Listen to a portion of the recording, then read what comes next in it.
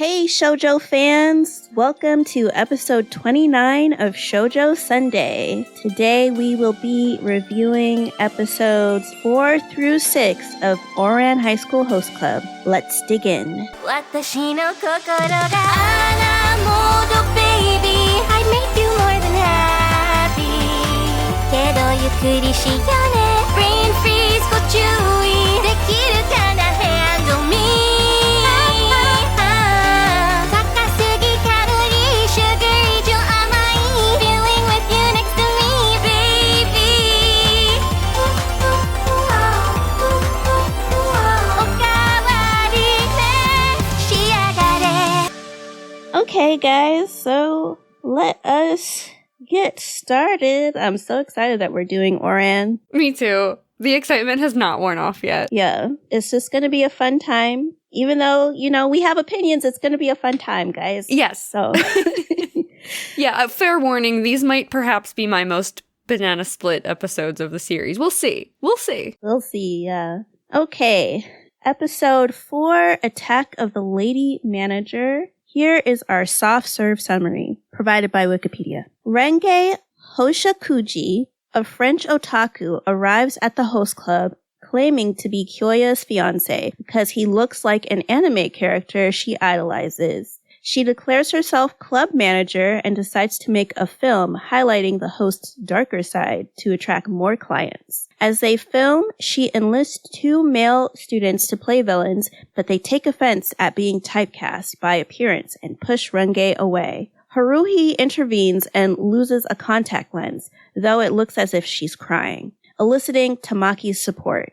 Haruhi clarifies that she's not hurt and helps Renge understand that it is better to accept people as they are than who you want them to be. As they chat, Kyoya breaks the camera lens to destroy what he deems violent footage that would damage the club's reputation, but later edits existing footage to sell to their customers. Renge now crushes on Haruhi. So, that is a summary. It sure is. Okay, Giana, do you have a theme? I do. I put, don't project your idea of someone onto them. Perfect. Oh, thank you. What do you have? I said, you'll never see the person inside if you stereotype people. Yes, there we go. We had similar ideas. Yes, twinning. Yes. Do you have any sprinkle on top? I don't. I'm wondering how many instances of symbolism we're going to get in Ouran, honestly. I'm gonna try. I'll see if I can try with this. Okay. So, what I would say is the video game. The episode begins with Renge being, holed up in her room, and she's playing this, video game. It looks like an Otomi. Is that how you say Otomi game? Yeah, I think so. Yeah, so it looks like that. And it looked like Kyoya to me. So I was just like, oh my gosh. At first I thought that, Kyoya is so, money-minded. I was like, damn, you made a whole video game for a host club? Yeah. Or whatever. The whole game, it's just copies of them. It's like Host Club the game.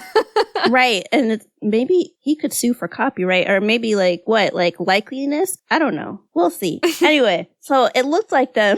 And so I basically thought, oh, well, it starts off with a video game because everything is really a game to Kyoya. Ooh. He plays along when it suits him and he stops when it doesn't. Okay. That's a really cool take. I like that. I was trying because, sometimes sprinkle on top, it's rare when we have it. Yeah. But let's get into Floats Your Boat. Okay. So what did you like, Giana? Keeping, I guess, it very general to start off, I just loved the pure coincidence that there was a Kyoya lookalike in a game.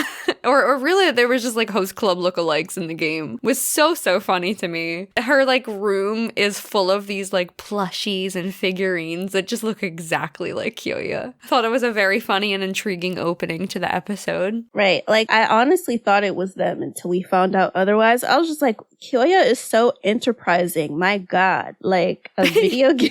Yeah, he's out here with the side projects, the picture books with the really, shoddy taken behind-the-scenes photos of the hosts and just... Yeah, he's always doing something. Right. And then it just gets back to the actual club, and then Tamaki has these lines. His lines. They're so cringy. but it's funny. They're cringy in the best, funniest way. Yeah, it's just hilarious. I'm just like, oh my gosh, if somebody said that to me, I would literally have Haruhi's reaction. Because same. why? Why do you feel like this? Right. Haruhi is like the anchor we need back to reality outside of this host club. She really is, yeah. And, you know what? I liked the fake eye drops. Me too.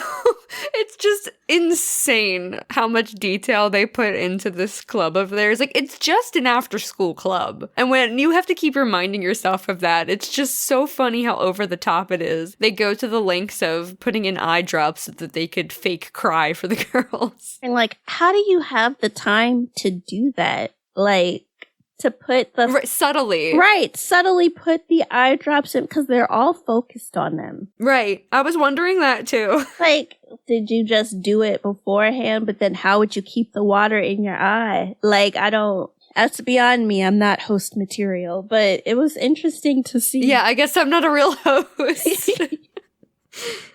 Something else that I like is Renge, when she makes it to the club, and they're trying to get her to come inside, which it's always the creepiest people that sort of hide behind the door. Right. They act shy about it. Right. And like, they're so welcoming in whatever outfit. And so Tamaki like tries to bring Renge in, and she mushes his face. And I was just cackling. I'm like, dang, like all 5 fingers just slams his face away, like, get away from her, which it's so interesting just to see, like, people. I think the people that actually care about Tamaki, like, can't really take his shit, and he knows it. Although, maybe that's a different line of discussion, but it's just so funny. Anytime that happens, it's like, oh, okay, it's interesting to see how this is going to play out. Well, yeah, I feel like talking about Tamaki's character is definitely going to come into play more later, so I don't want to, like, overanalyze it right now, but yeah.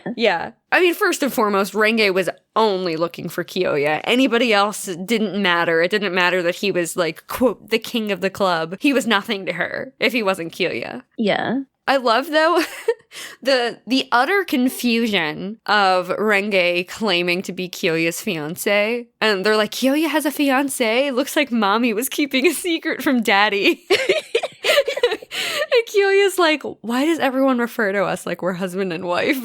I just love it so much. I love it, too, because it's like, sometimes... Well, I guess like I had said earlier with the video game thing, sometimes he'll play along with it, and other times he's just like, what is this? Yeah. So it's like a couple episodes ago when Tamaki was just like, mommy, and then he's like, yes. And I was like, why are y'all persisting with this for real, though? Right. Tamaki playing house, of course. Yeah. And everyone playing along with them. Yeah. And I love how they picturize, like, the arrow attacks of, like, Renge just tearing Tamaki down. Yeah, all the arrows in him. Yeah, it was super funny. I love how at the end of that, too, Tamaki's just frozen midair and slowly starts to fall to the ground, and the twins are like, he created a new technique, 1-man slow motion. It's just, it's ridiculous. Yeah, I love their antics. Yeah, me too. I don't really have anything until we get to the filming with, like, the Hollywood director. Oh, me too. That's what I got. Oh, dang. Okay. Well, wait, actually, let me go look this up, because if this is, like, for real, I'm going to laugh. So they mentioned that the director did this series called, oh my gosh, she did do it. That is so funny. Okay.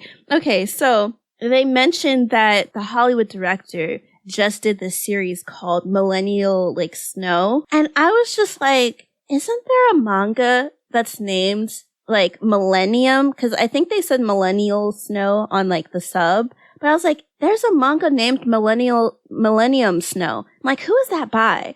It's by Bisco Hattori. I love that she referenced her own work. That's the cutest thing in the world. I love that. Like, I was just thinking about it, I'm like, why do I know? And it's because I think Millennium Snow was in Shoujo Beat magazine at one point, like, when they were doing advertising for it. But it was like done like July 2001. So I guess it is technically pre-Ouran. And it's like about like a sick teenage girl and like the vampire that's in love with her, like stuff like that. It's very cute. Interesting. From what I like remember. But I was just like, I know that it's a thing. I love that though. Yeah. I love that little tidbit that she did that. It's so cute. Yeah, that's precious. I love that. Yeah. So my thing about the filming is really just in general loving that entire bit so much. It's one of my favorite bits in the entire anime for me, just cranking up that melodrama to 11 with Karu's basketball injury, the whole like your pain is my pain thing, and it just cuts over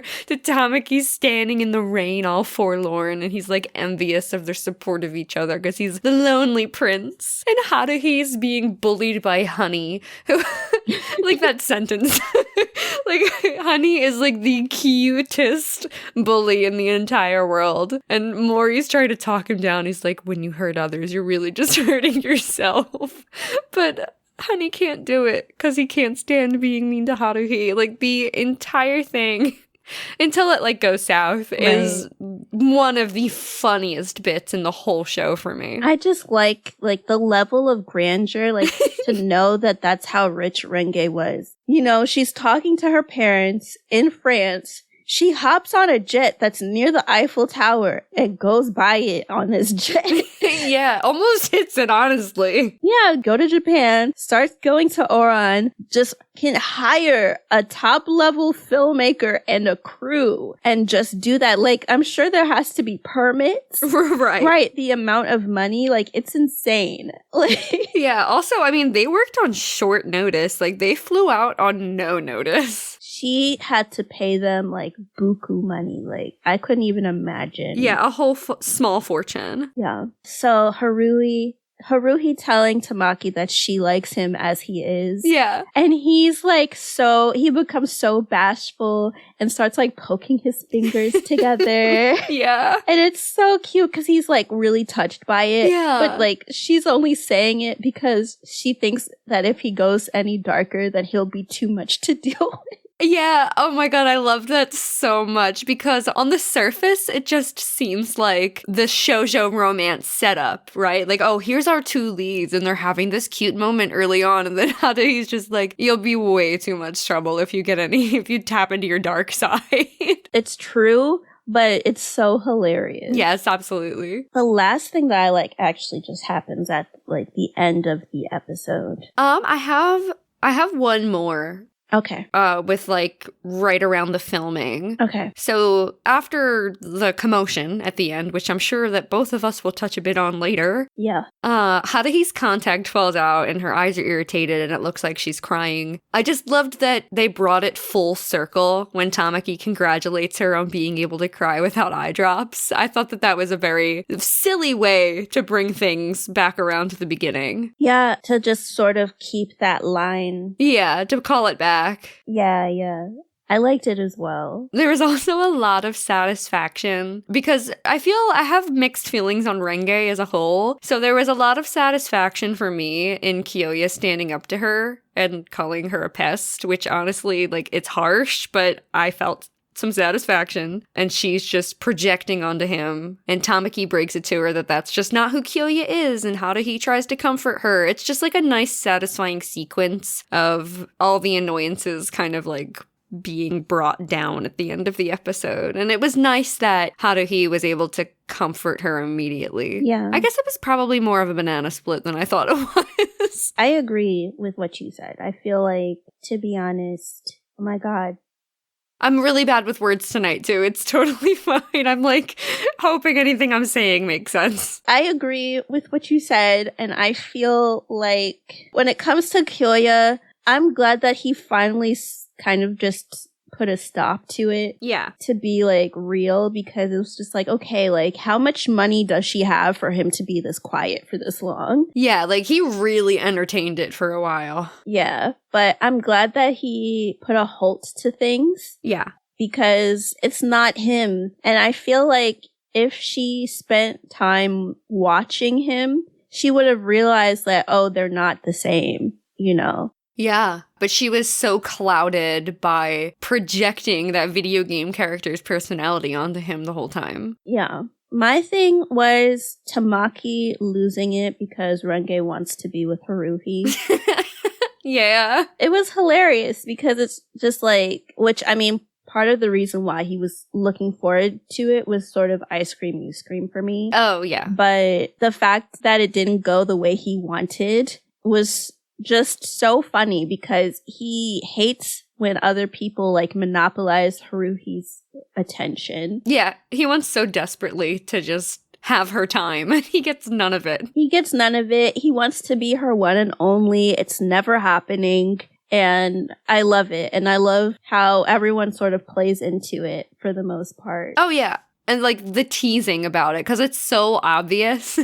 Like, the twins are always teasing him about it. Kyoya had whole charts in our episode last week about how much more time the twins spend with her than he does. Like, it's so funny the way they just poke and prod him. It is.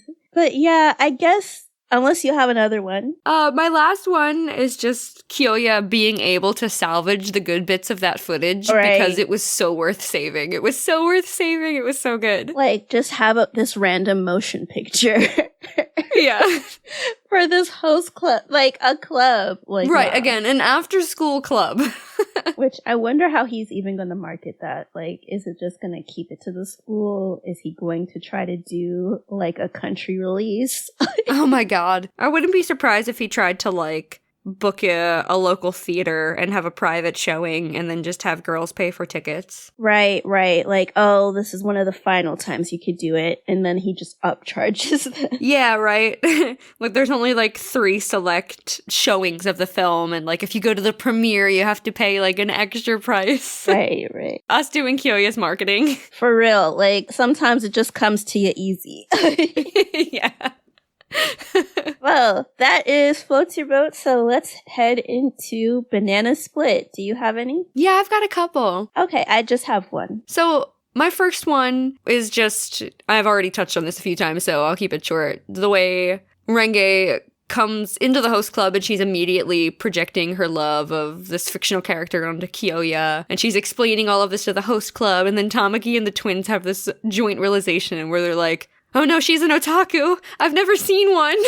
The reaction kills me every single time, so it had to be Banana Split because I don't like the projection, but they're so funny with their like, oh my god, what's an otaku? There's one in front of me? Oh no! Right. Like, just to be fearful of something because you don't understand it. Totally get why it's in Banana. Yeah. It's a funny reaction, but like, peeling back the layers like that and like, seeing it's kind of messed up. Yeah. Yeah. Like, I do try to remember that Ouran is it's all just a joke. Right. Like, it's so self-aware. It's aware that what it's saying is bad. So it's like, it's kind of like what The Office does, you know? Like, it's obvious what Michael is doing is bad, but it's funny because, like, the writers know it's bad, but maybe the characters don't. And that's how I feel about Ouran a lot. I feel like I'm going to have to reiterate that a lot as we review. Yeah, honestly, I feel the same way. Yeah. You know what? My Banana Split is I feel like it's sort of a BS Banana Split. Okay. I put Kyoya breaking the camera with a rock. Oh, okay. I'm surprised I didn't put that in Banana Split. I knew why he was doing it, because he doesn't want Tamaki to be captured in, like, a negative light. Because, like, I mean, footage like that, you know, especially if it got on the internet, could definitely ruin somebody's life. Yeah. You know? Yeah. And he'd have to spend his life atoning for it and everything and apologizing. So it makes sense that Kyoya would want to have that footage cut out. But I don't think he needed to break an expensive camera to make sure that it wouldn't happen. I think just like how he was able to sort of threaten Haruhi in, like, the beginning of the series with his police force, that it's just like, oh, we're going to confiscate your passport until you give us the footage so that we can make sure this scene is deleted without, like, breaking such expensive equipment. Yeah, there is probably a better way to do that than breaking the camera. I'm definitely on the same page. Yeah, because I'm just like, at that point, you know, if I was Haruhi, I would have been petty. It would just be like, oh, are you going to have to pay that off, Kyoya? Yeah, right.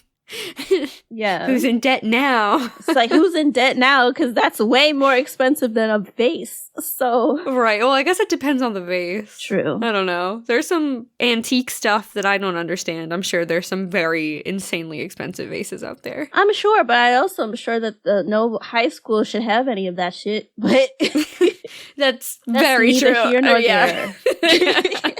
That was my only banana split. I feel like my one banana split, I probably didn't even have to write out. It's just very silly. Renge, just because Renge's like overall pretty annoying in this episode for me. But right before she just decides to declare herself the manager of the host club, she's like, I've always wanted to wear a sandwich board to advertise a business. And I feel like that is so incredibly random.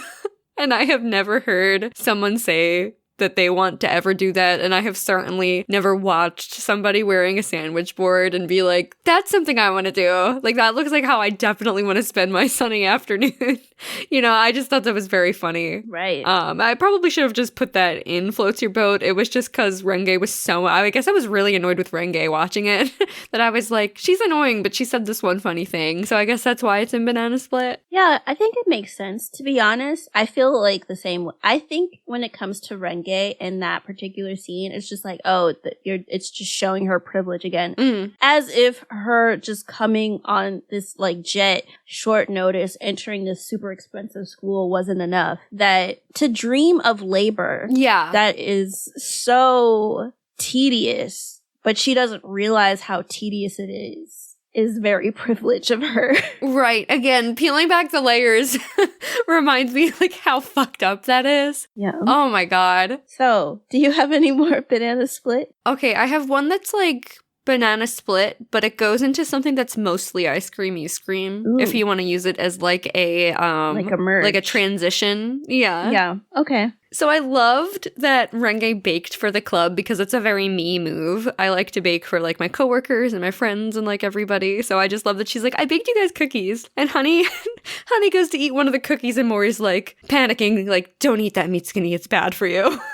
And that's the hilarious part of this scene. The part that was more banana split and like leaning ice cream, you scream is the way the twins want to tease Tamaki after he called them shady by sharing how to use cookie with her. Kind of like Lady and the Tramping it. Like, that was like kind of silly, but licking her cheek unprompted was a bit much for me. Like, it's, again, this is me overanalyzing it. When I'm watching the show and I'm not going into notes mode, it's hilarious. I'm not really thinking about it. But thinking about it in, like, the notes, like, analytical way, it's like, oh, like, that's, like, super uncomfortable. I feel like just even from the beginning of this series, we've just seen that Haruhi can't have personal space when it comes to these boys. Yeah. And even though it's played off as a joke, it's really shitty because it's like somebody licking your face. Gross. Oh my god, I can't even think about it. I just had like a visceral reaction. Like, no. Gross. Like, no, please. Is their tongue pink? Like, unless it's Soleil, nobody's licking my face unprompted. Right, because to be honest, if it's not pink, guys, like, your breath stinks. That's what I heard. Don't take me to court, but that's what I heard. I've never heard that. So that's interesting. Yeah. Well, okay. In general, don't lick people. Like, I mean, should that be the title of the episode? Don't lick people. Don't lick people. Working title, we'll see. Working title, because I know some of y'all have relationships. If it's consensual, it's chill. But like, don't lick people in parentheses unprompted. Unprompted, without notice. No, just don't do it. PSA, just don't. Just because don't. Why would you do that? Do you floss? Please. You know, and then it's the end of the day. Ooh. Oh. Because it's after school, right? Ooh. Right. They've been up since like 5 a.m. No, thank you. Yeah, don't lick me at all. Not like that. Not like this. No, not like this. I totally see what you're saying. I feel like Haruhi's not able to have boundaries, and it's like, I know they want to get a rise out of Tamaki. I just wish that it wasn't at Haruhi's expense. Yeah, for sure. Okay, so I don't think there's any rocky road for any of these episodes. But Let's move into, I had hot fudge. Ooh, okay. What you got? So my hot fudge is that when it comes to Renge, I don't like the fact that her first inclination was to change people to suit the narrative that she wanted to be true. Mm-hmm. And I think in general, because I mean, obviously the show is like, it's supposed to be a comedy, it's making things light. But when it comes to these relationships, whether it's romantic, platonic, parasocial, you know, to put someone on a pedestal and then just try to make them be what you want them to be is really unfair to the other person. Yeah. Because you really don't know what people are going through. And so it's just like to just come in and then just be like, I don't like the way you are, change to be this. It's as if you're telling them that they're not enough exactly how they are. And I feel like you wouldn't want that done to you. And so just having that be this overall premise where she literally tried to change every host to fit like this dream. And it's like, that's not the way the world works. It was sort of just aggravating to see that, like, for her to try to make things go her way so that it could be like a game. But life isn't a game. And then even to add on to that, I think another hot fudge moment is, didn't Tamaki want Renge to become one of Haruhi's closer friends so that she could, like, make Haruhi be more feminine? Yeah, he said, like, to bring out her feminine side or something. I mean, I know Tamaki sees Haruhi as a woman, but she is a host for a reason. And so it's like him desiring for her to be more feminine and to wear the school uniform and to do that, it directly contradicts why she's at the club in the first place. Mm-hmm. It's never going to go his way. So I just wish that he would let go of this idea, because he's also doing that. The same way that Renge is trying to change the host to be what she wants them to be, Tamaki's trying to get Haruhi to change into the woman that he wants her to be. Oh, yeah. Yeah. He's definitely projecting, like... Yeah. I mean, I love the theater of Tamaki's mind. It's so funny, like, his daydreams and stuff.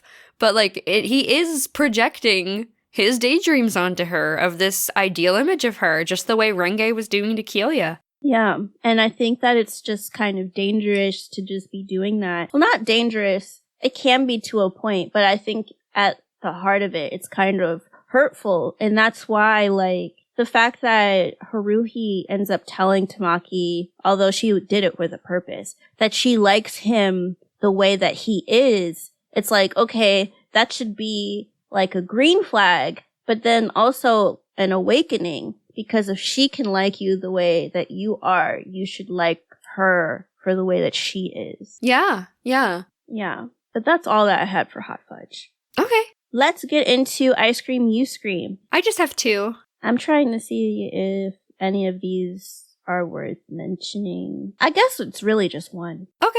So my first one is that Renge's dad is not really a good father. He's just letting her do whatever she wants, whenever she wants. Big Veruca Salt vibes from Willy Wonka. Right. Like, I really don't understand how you can allow your minor to fly to another country, enroll herself into a school, hire a Hollywood director and like crew. We get that you have a lot of money, and maybe that money, even up to having this Hollywood director and crew, is like a drop in the hat. But I would be more concerned that your child just dropped everything and just moved to another country. Like, why aren't you doing what you're supposed to? Why aren't you trying to get her back living with you? Right. And all because she saw a photo of a boy. Right.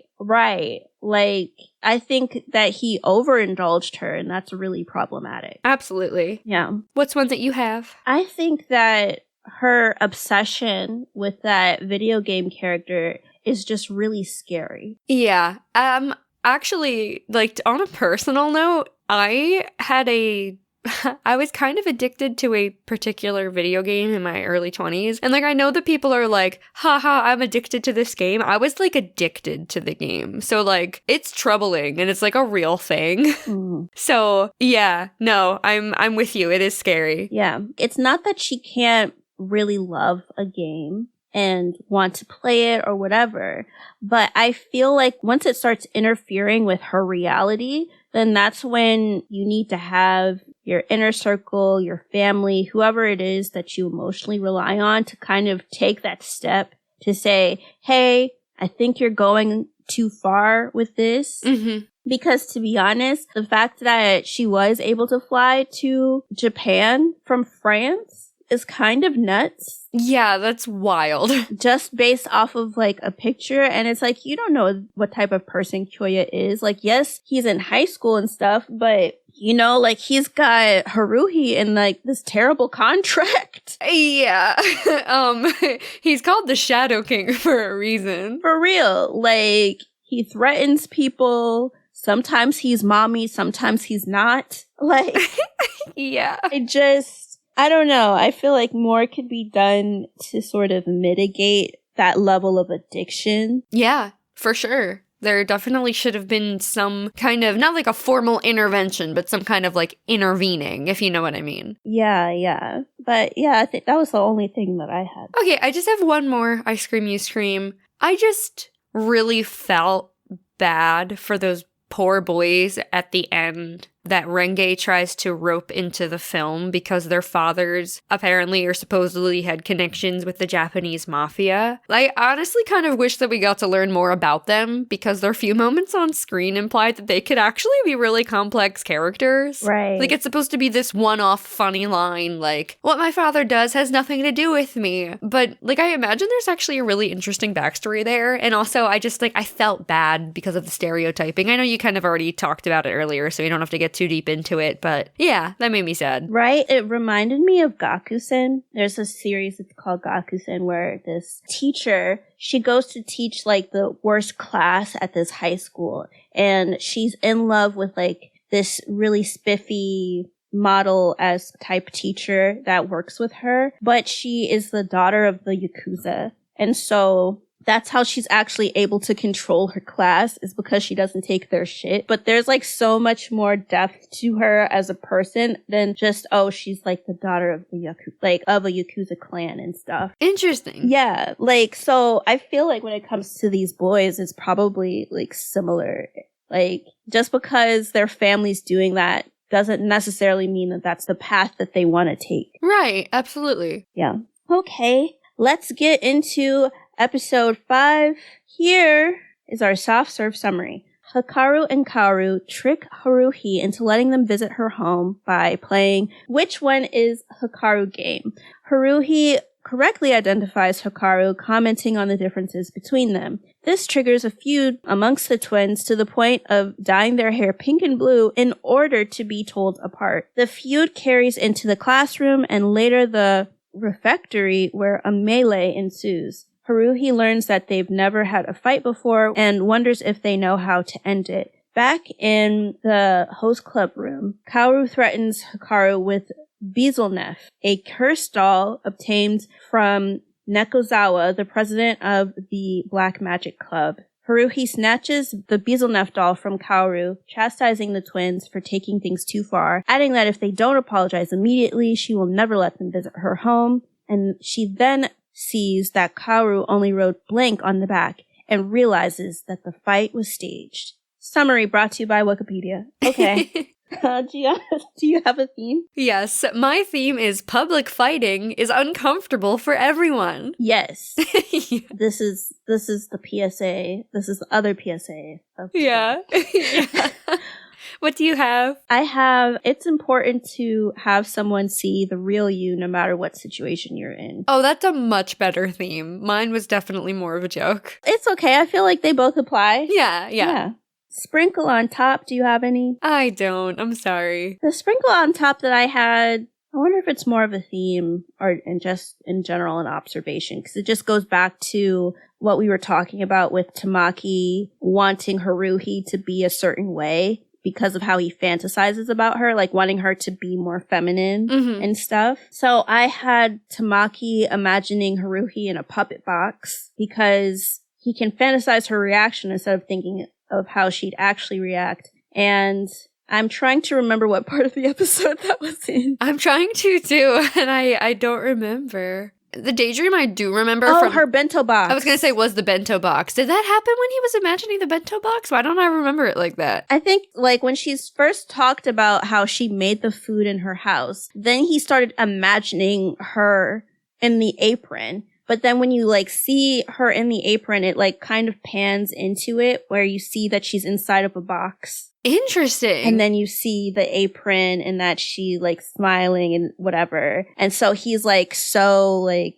enraptured by the idea of her being domesticated. Like, it's like, oh, he wants to eat her food and all of that. Yeah. And so I feel like him imagining her in a puppet box is because he wants to control how she is. But that's not real life. Now, I might be reaching with that, but that's what I thought. Yeah, no, I think he just wants... He wants that loving connection with her so bad. Like, he's willing to envision it in any way possible to make it feel like reality. Right.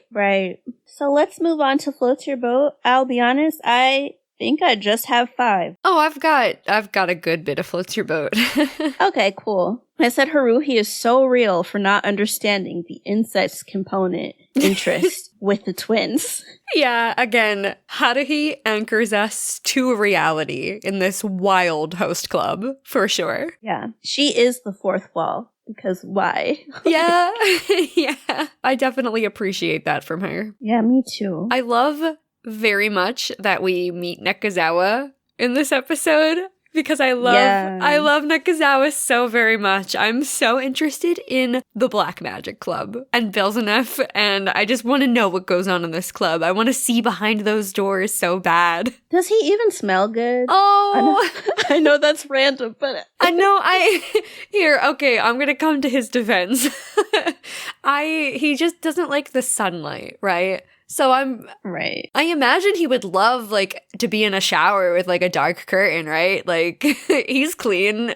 I insist he's clean. I would hope so. Just because, like, you know, if you're wearing that little cloak thing all the time or whatever, and then you're wearing the school uniform under it, you're gonna get hot. Yeah, I guess you could probably get a little sweaty, huh? Yeah, a little musty. Like, I don't know, but... I thought it was funny, like, meeting him and, like, seeing the way that, per usual, Tamaki believes everything. Oh my god, yeah. He's just like, I have been cursed. That was one of my floats your boat. It was, like, him being, like, so vehemently, I've been cursed, like, this bad thing happened to me. And then Kyoya is debunking everything that he's... Oh my god, it was so funny. He's like, I went to take my exam, and it was in these weird symbols. And Kyoya's like, you accidentally walked into, like, the Greek exam or something, or, like, the German language exam.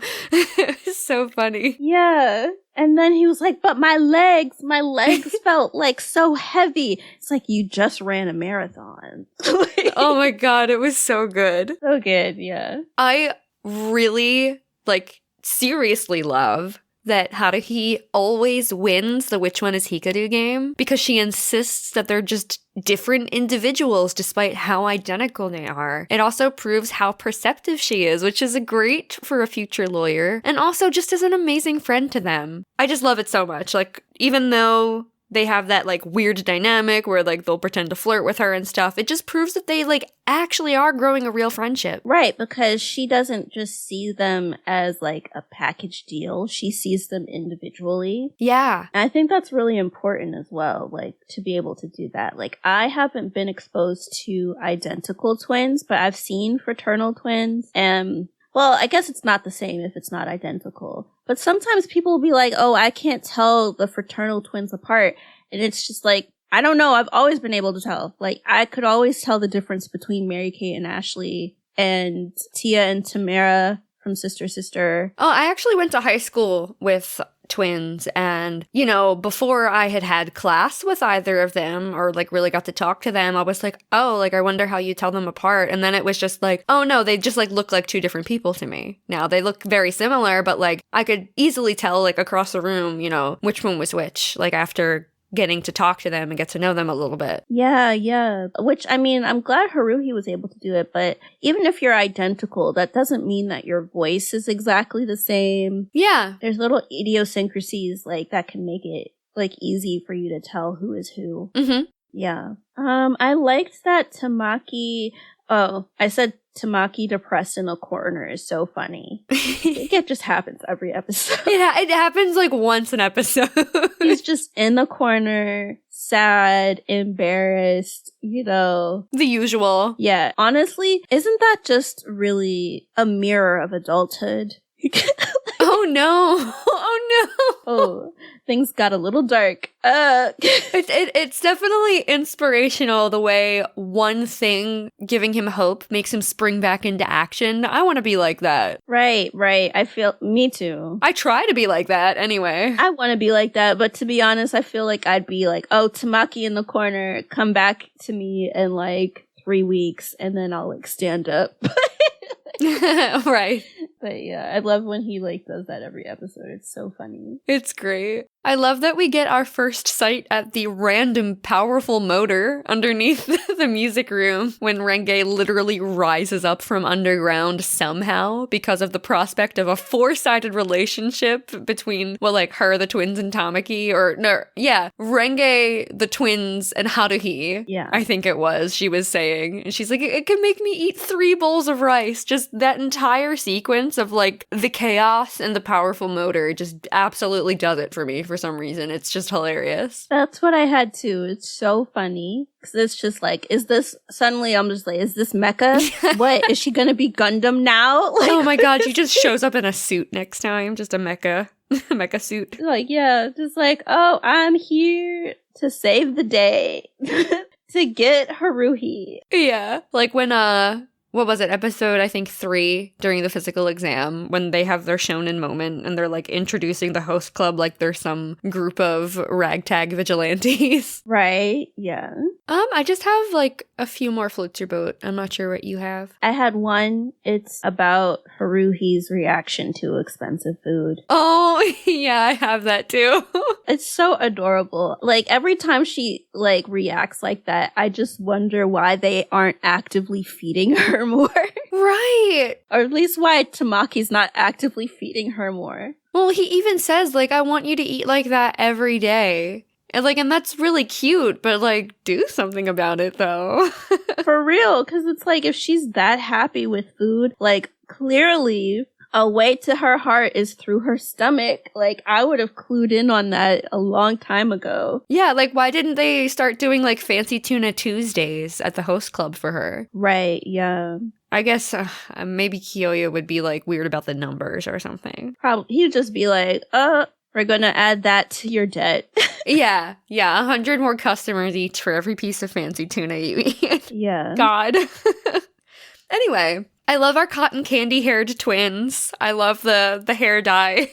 Before the fighting gets to be too much, the subtle jabs they're giving at each other about the hair colors, and Karu's jabbing Hikaru by telling Haruhi that he had a nightmare that he dyed his hair pink because it would look so stupid. You know, I thought that was very funny, like a very good introduction to this fight about to ramp up between them. Right. I mean, looking at the hair colors, it just reminded me of, like, gender reveals. Yes, they're both boys, but it was just the exact colors reminded me of, like, the people who do gender reveals now. And it's like, they'll get the smoke, they'll do, like, which I guess in general, if you're going to do a gender reveal, like, make sure you aren't hurting the environment. Yes. No explosions. No explosions. Don't set a forest on fire. Yeah. Like, you know, what are those things? They have the airplane and then they have the ad that's like rolling behind them, like the paper ad thing. Oh, I just call them airplane ads. Is there like a real word? I don't know, but we'll just go with airplane ads because I don't know the name either. Yeah. Like, Yeah. I was trying to think what the twins' hair reminded me of, and I'll have to try to dig them out, but I do have Clow cards from Cardcaptor Sakura. Mhm. And I think the twins' card, they have pink and blue hair. I might be making that up right now, but I'm going to try and dig it out for when this episode goes up, and I'll share a picture with you guys. Right, like it might be another reference. Right, it could be. That'd be funny. Yeah, but yeah, to be honest, I thought it was cute, and I didn't mind them doing that, because it's like, oh, it does sort of help to tell who is who. Although, I mean, if you're reading the manga, you can tell by their personalities more, but at this point, it helps. Because it's like, oh, at the beginning of this series, who is who? What is what? Yeah, it's definitely difficult to tell them apart in the show. Yeah. So, with One Last Floats Your Boat, it's another one of my favorite moments in the whole anime, and I'm really gonna have to try and not accidentally slip into a bad Honey impression when I do this, because he tries to put an end to the twins fighting by telling them to split a piece of strawberry shortcake. He's like, I want you to go halvesies on this cake. Only I want to have a piece too, so I guess we'll have to go thirdsies. But then how will we split the strawberry on top? Oh, maybe I should take it. Strawberries are my favorite. And then he just goes, oh, I forgot to ask. Kika-chan, Kao-chan, do you like strawberries? And Mori just like shuffles over and picks up Honey and gently pulls him away as the twins just get more and more annoyed as he's going through this little monologue. And it's just one of my favorite moments in the whole show. It's just Honey being the cutest thing and Mori like, okay, no, we need to go now. This needs to end. Right. It's like Mori's security senses starts tingling. He's like, oh, I gotta take you out. Yeah. Yeah. Yeah. Before anything goes wrong and stuff. I love that about Mori. Oh, yeah. Yeah. Tall, big protector. Tall yes. Just get me out of the way. But that's it for me for Floats Your Boat. Okay. Well, let's move into Banana Split. Do you have any? I do have one. I mean, I guess I have two, but I have another thing where, like, my second Banana Split, like, kind of goes into I Scream, You Scream. Okay. I have one. Okay. What's your one? The fact that the twins... You know what? Actually, I lied. And I don't have any Banana Split. I feel like we're about to say the same thing. Yeah, is yours? Like, I thought about it and I was just like, wait, should that actually be an Ice Cream You Scream?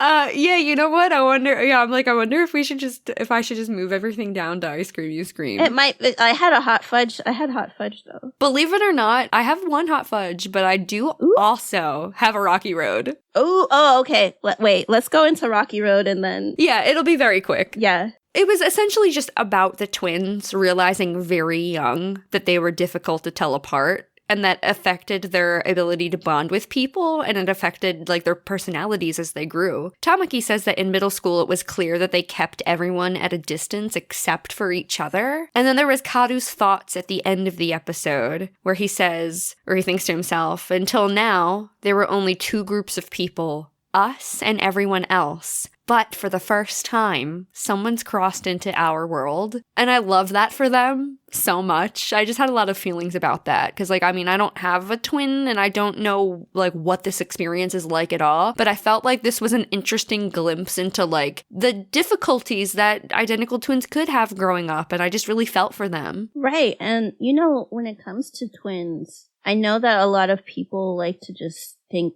that it's so cute to dress them up exactly the same. Yeah. You know? Yeah. And it's as if they're already playing a role. Mm-hmm. They come out and it's like, oh, we were in the same womb and da-da-da-da. But that doesn't mean that they aren't two different people. And I think they just got so used to people not realizing that there are individuals within that pairing. Yeah. That Haruhi, like, noticing that, it really rocked them. But yeah. So let's get into Hot Fudge. Okay.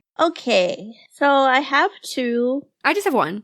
Okay. So the first one being that the twins photoshopped Haruhi. Yeah, that was the one that was, like, partially at the end of one of my Banana Splits. I'm like, no, wait, this is horrible. This should not be in Banana Split. So I'm with you. Right. So I think the fact that the twins, and we already talked about the fact that Haruhi doesn't really have boundaries, or, like, not that she doesn't have boundaries, that her boundaries are being ignored. Yeah. Along with her consent to things. So for the twins to Photoshop Haruhi onto someone else's body and to let that be their website. And who knows how many people seen the website like that and how that image was exposed to people. I really hate that they did that because even now we're dealing with people creating deepfakes. Yeah. Like streamers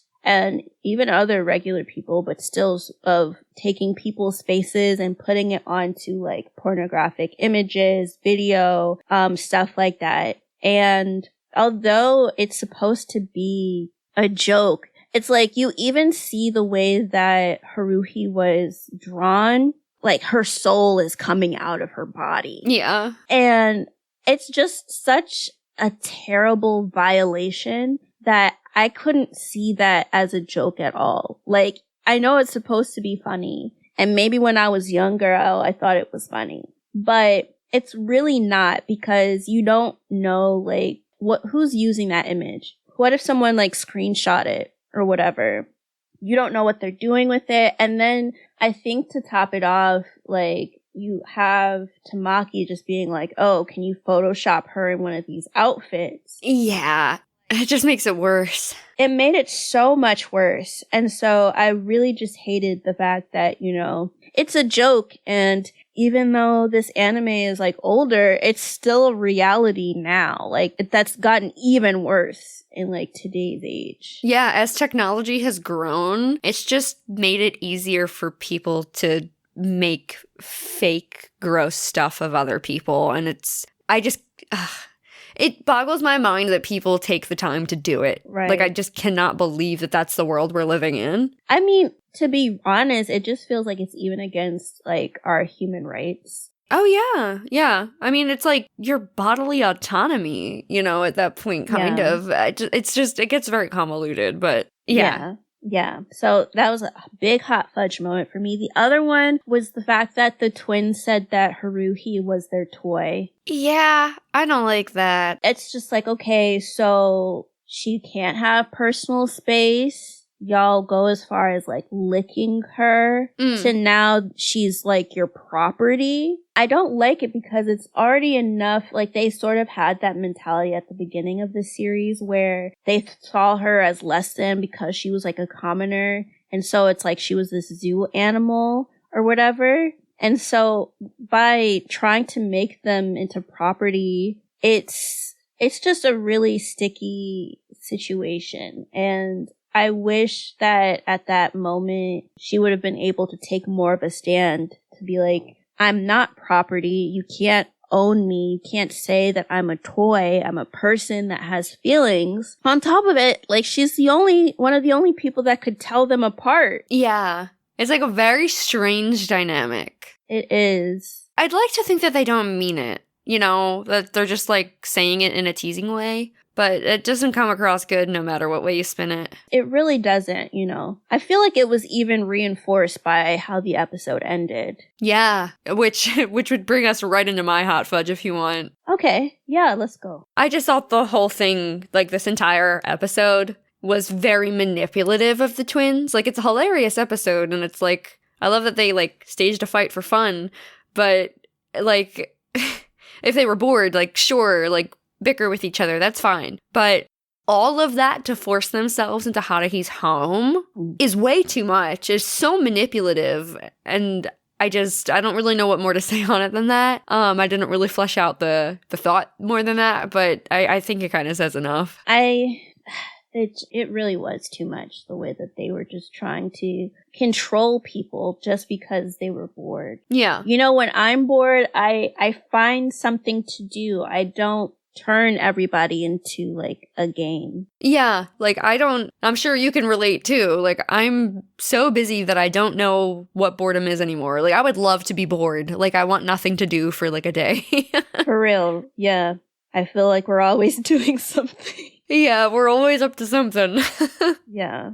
But there's just so many things that you could do. Like if you're bored doing the host club stuff, which how? Because Toya is like making y'all do so much shit and taking photos and whatever. But, you know, you could see if you could try to join another club. You could find other extracurricular activities that's not club-like to do. Like, I don't know, you could join a sport. Yeah. I mean, hey, they played basketball players in the movie. Maybe they like basketball. Right. Like, they could do basketball. They could do chess. They could start knitting. They could cook. Oh, like their mother. They could, get into designing. Yeah, like, even become interested in, like, the family business. I feel like there's so many things to do that wouldn't involve harming somebody else or manipulating somebody else, that it's like, I would much rather that they make that choice than the choice that they did make. Absolutely. There are way more productive ways to spend your time. Yeah.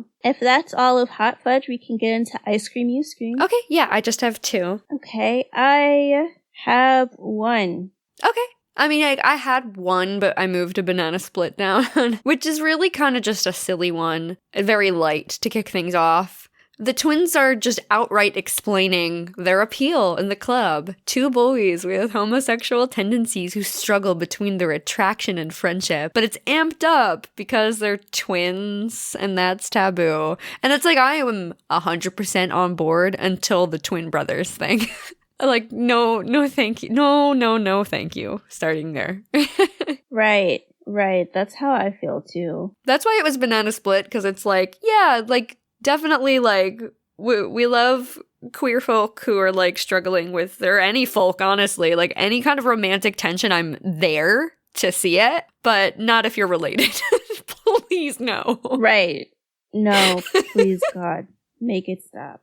Yeah, not like this. Not like this.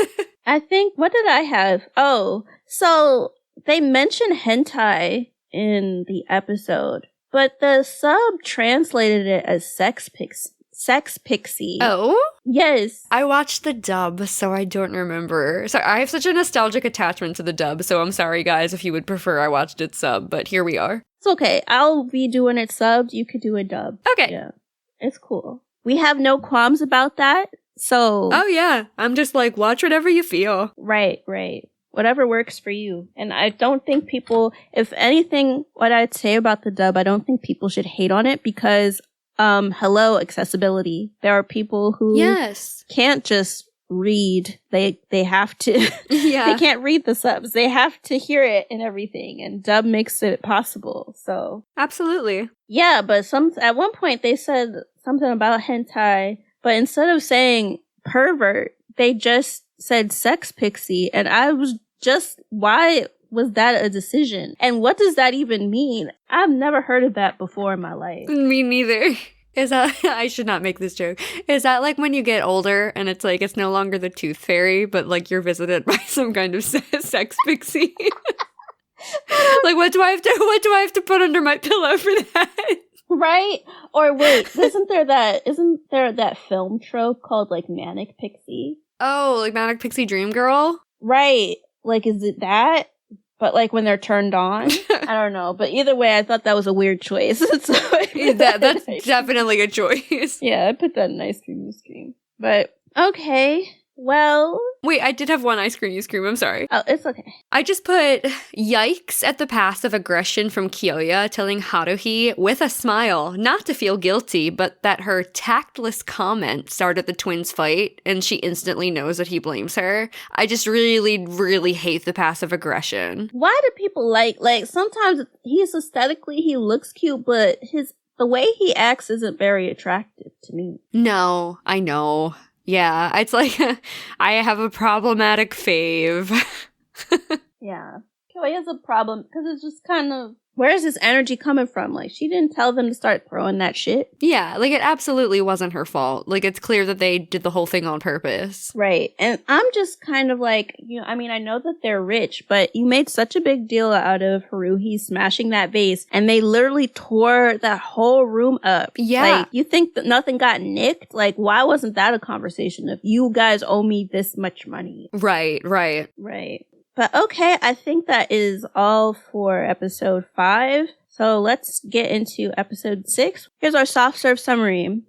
An elementary school brat, Shiro Takoji, seeks help from the host club to win the hearts of girls. Renge develops a role for him, being a shota of the naughty type. But Shiro denounces the whole club as idiots and runs away. The host club infiltrates his school and discovers that Shiro has a crush on a girl named Hina, who will soon be moving away. She and Shiro were supposed to play a piano duet, but Shiro is unprepared.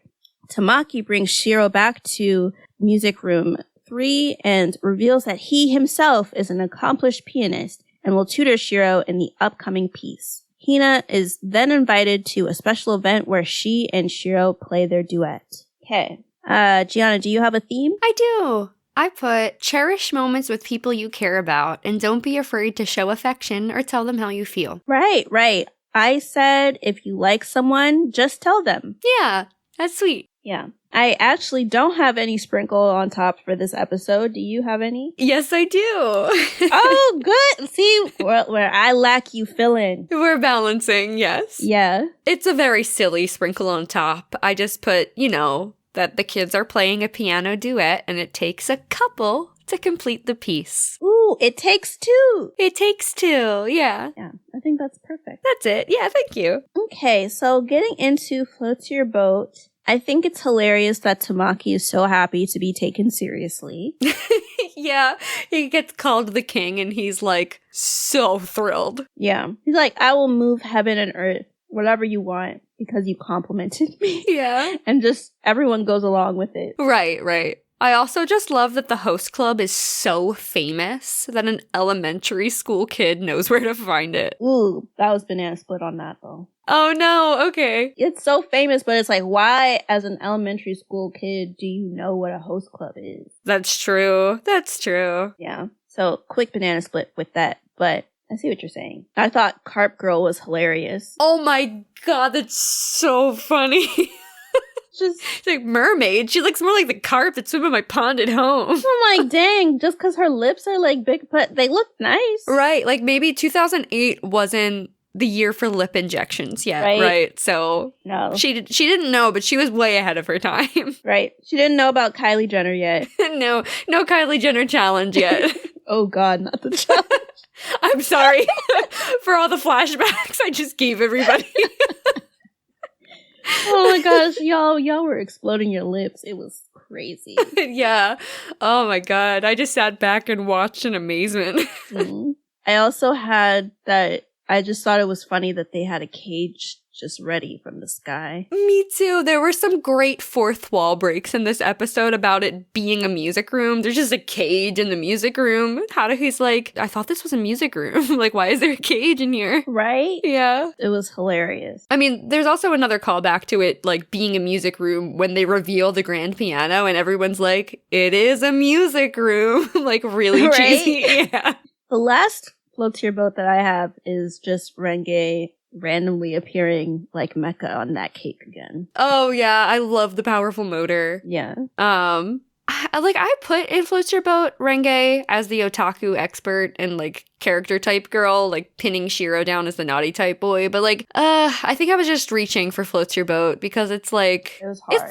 It's just Renge being Renge, you know. I think it was more just Shiro's realization that like they're all idiots. It was very funny. Yeah. So I guess that was maybe more banana split, where it's like, you know, Renge's doing Renge, but, you know, Shiro just kind of realizes it's all nonsense over here. For real, though, it honestly is. He was looking at Tamaki and Carp Girl so intensely, and it's just like, Yeah, that was a lot. It's not that deep, y'all. Yeah. But that was my last Float to Your Boat. Do you have more? I have just a couple very, very quick ones. Okay. I just put, like, with a heart emoji, Tamaki plays the piano beautifully. I love to see it. It was also just very cute to just kind of see everything come together at the end with, like, the kids getting to play their little piano duet together in, like, the beautiful music room. And a moment I really liked, because I am one of those who ships the obvious ship with Haruhi and Tamaki, perhaps, you know, with maturing and whatever. But anyway, we can talk about that more later. I love when Haruhi notices about Shiro. She's like, he loves with all his heart. So I guess that's one more way Shiro takes after you, huh, senpai? And Tamaki suavely replies, well, yes, I'd say so. And I really liked that moment between them because it felt like an honest observation and growth and kind of appreciation almost for Tamaki just being who he is. Yeah. When Tamaki is himself, that's actually when I personally like him best, you know? Yeah. So, like, yeah. when he's being bashful or whatever, like, when he drops the facade, that's when I like him best. Me too. He kind of comes back down to earth a bit. Yeah. But that's all my floats are about. Okay. Do you have any banana split? Again, it's like, I have a couple, but they could go into the other category. But I could do them now if you want. If you want to. I mean, I have one. Honestly, I wonder if I should just move these to Ice Cream, You Scream. I'm just going to move them to Ice Cream, You Scream, and if they end up being more banana split, that's on me for overthinking it. But then I guess if you want to take it away for banana split, go ahead. Okay. So my question was, why take on an apprentice without asking them why they want to be an apprentice? Right. He got no information. He just heard praise and he was like, I'm here to help you. And it doesn't make any sense because it's like, okay, with all of the resources that you have, like, you have Kyoya. Why isn't there like a full report rundown on who this child is, what's going on and why? Like, right. He could have just done one of his little background checks. Yeah. So I just thought that was just a weird time for me. Yeah. But that's the only banana split I had. Okay.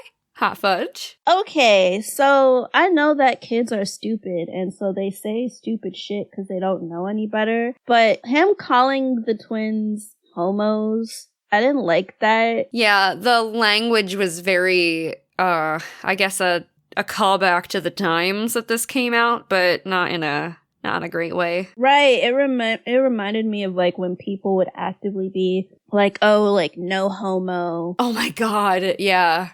That's so gay. Like, please. Yeah. Like gender identity is just a joke when it's not and yeah. stuff. So I didn't like that. And then the second hot fudge that I have, I just put jail in all caps. Yes, that's what I have. Seriously? I didn't write jail, but I know exactly what you're talking about because I was, yeah, no, even knowing that everything's a joke, like there are some things, you know, where it's like, yeah, I'm writing serious notes, but like when I'm watching the show, it's not that deep. I hate this. Like always. I hate this. Okay, so first of all, the fact that a child knows what a host club is and asks to be an apprentice and you just allow it or whatever. And it's just like, where is this child's parents? Why isn't no one raising the alarm that this child is surveying you doing romantic, like, overtures for people that pay money? What are you teaching this child? Then aside from that, so then when they were telling him that he needed to go and like carry the tea tray, now I thought it was messed up that he dropped it and then Kyoya was just like, oh, Haruhi, that's going to be 100,000 yen added to your debt. Yeah, that's my Ice Cream You Scream, actually. But the thing is for me is that, first off, he shouldn't be doing it anyway. As bad as this kid is, that's still child labor. Aren't there child labor laws? Like jail. So it's like jail for that. Then they decide after he runs away, like it's not fucking creepy or predatory to go to this child's school. Yep, I have this too. And then Honey is dressed up as an elementary school student. Because do you know there are people that do that shit now where like they'll dress up as like a high school student and go in just to see like how far can I go with it. It's psychotic. Ugh. So to have Honey and then Haruhi dress up as an elementary school kid and a middle school kid, which is entirely unnecessary to just find out what this child is doing when, hey, maybe if you asked him in the first place, why do you want to be an apprentice? You wouldn't have to go this far to figure out like his backstory. But then on top of it, it was just jail because you're not supposed to be going into this school and doing that. There should be alarms raised. Them watching the kids through a window. Oh, God. Alarms raised. Because let any of my, like, you didn't even have to be watching my nieces or nephew. If I found out the hell I would raise to have because you don't know who the predators are. And there are predators that exist in high school, but we'll get to that at another time. But anyway, they're watching through this window and then this girl comes out and Tamaki yep, I have this too. pulls out this rose. and is trying to impress a fucking child. Yeah, calling her the loveliest rose he's ever seen. Like, no? A child? I'm ruining your life. You're going on on the list, the sex offender. Like, you can't do that to children. And it's like, you're trying to find out this information. Then on top of it, this girl is telling all of that girl's business. Right, she replies, you better not fall in love with her. She's moving to Germany at the end of the week, to this full, like, second-year high school boy. Right. This literal adult. A literal adult. And then side note, because I meant to mention this earlier, the fact that Tamaki was like so attracted to Haruhi wearing a middle school uniform, bitch. The whole reason why they did disguises was pretty much just to see how to hang in a skirt. Like, that's a lot. It's a lot. It's a lot. And the fact that he's like all about it when she's in a middle school, like the vibes, the predatory vibes of this. It's not enough that Tamaki's voiced by who shall not be named. Just no, it's so messed up. But anyway, the kicker is that Shiro comes out and he's like, why are you here? Like, you need to leave. And then Tamaki literally kidnaps him in front of all these kids. And then Hina's ass comes out the classroom and is just watching him be kidnapped. And I'm like, where are the Amber Alerts? Where are the faculty? Again, where are the faculty? What is going jail? All of y'all are going to jail. So that was hot fudge. Oh, see, the one big thing I was talking about mainly was at the very end of the episode. The Ouran girls are fawning over Shiro, and it's just disturbing. Like, it's already iffy with Honey, and he's like 17, but Shiro was literally like 10. It's not okay. I don't put nothing past those bitches because they like incest. Okay, right. They like the twins, but children. Yeah, like that's gotta go. Elementary school, I'm telling you, as an aunt, nah. That is the biggest, I don't even know why Kyoya allowed it, because that is the biggest lawsuit that you could everything you made is destroyed. Like, it's just disgusting. Yeah. That's actually it for me, because you ended up covering everything in Ice Cream Ustream as you went through your hot fudge for me, and that was my only hot fudge, so I'm all good for this episode. I think I had... Oh, the last thing I have, it's really lighthearted for Ice Cream Ustream, is just about pen pals. I really don't know why, like, when it comes to these communication things, it's so unrealistic for me with Ouran, because these are supposed to be rich children. Oh, yeah. Maybe, he is in elementary school, so it's not like he can fly to Germany to go see this girl. But, Skype existed back then. Oh, remember Uvu? Uvu was big back then. Yeah. Oh, yeah. Uvu, there are ways to get around it. Like, they act like it's the end-all, be-all, and it's just like, you're rich, you can figure it out. Is the elementary school for rich kids, too? Yeah. Because I think it looked like there was almost the same structure building. Like, the colors were the same. I don't know the lore there. I haven't, I have the box set of the manga, but I never read through the whole thing. I know, it's a crime. But, because I know I read that volume, but I don't remember the lore of, if there was any of the status of the elementary school. I think that they had to be rich, because why is she just playing the piano in that school, regular like that? They do just call it the elementary school, so it's probably a branch of Ouran. Right. But still, they shouldn't be up in there like that. But yeah. No, absolutely not. Absolutely not. Where is the faculty? I'm telling y'all, watching kids like that, I'd whoop your ass. And I mean that. I ain't taking it back. Don't mess with Chika. Yes, but don't mess with kids. And don't let me find out. Yeah. Don't let me find out, bro. I'll put your ass on blast so fast, man. I'll have you on the Summer Jam screen. But yeah, okay. Well, that was episode 6 of Ouran, and that is episode 29 of Shoujo Sundae. Thank you so much for listening, you guys. Giana already prefaced the episode by saying that this is going to be the most banana split episode. And it's true, because I think so, yeah. Personal boundaries, children, yikes. Yeah, projection, no thanks. Yeah, nah. But we are still excited to be going through Ouran, you know? Yeah. We're going through our nostalgia, and we hope that you are sharing our episodes with people. Let people know that Shoujo Sundae is covering Ouran HighSchool Host Club. Go on your Reddit. Go on Discord. Go on all the social medias. Let your people know so that they can be listening to our episodes. So make sure to follow Shoujo Sundae everywhere. We're at Shoujo Sundae on Instagram, on Twitter. Oh, make sure that if you could follow us on Instagram, it'd be so nice. I would love for us to hit like 1K on there. We're already 1K on Twitter, which thank you guys. Yeah, oh my god, that's amazing. That's more than I have on my personal account. Definitely for me, yeah. It's just awesome that, that you like interacting with us. But, also do it on Instagram because, guys, we have like the best graphics, the art. Yeah.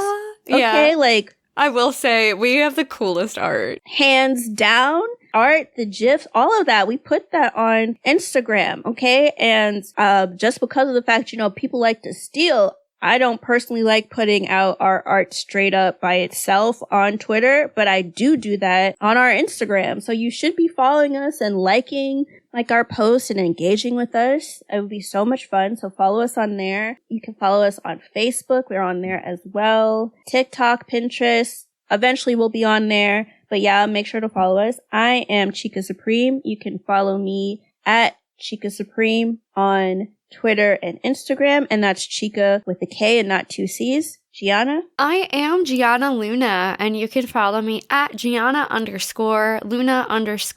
on Twitter, Instagram, and Twitch. Yeah. Yeah, Giana with 1 N. We hope you're liking our bi-weekly schedule. We're liking it. It gives us a nice break. Yeah.